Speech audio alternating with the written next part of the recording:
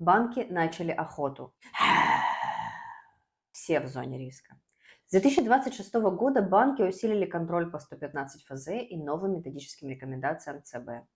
Теперь подозрительной может стать даже обычная операция. Каждый день банки прогоняют все операции через фильтр, и у них уже есть два списка, кого и за что проверять. Бизнес и физлица.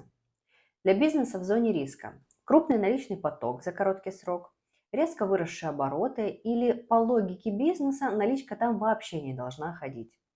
Для физлиц внес крупную сумму и быстро вывел, много дробных взносов или переводы третьим лицам без понятной логики. Операция блокируется, банк требует документы, риск категория повышается, а информация может уйти в финмониторинг. Самое неприятное то, что деньги могут быть законными, но объяснить это придется до операции, а не после.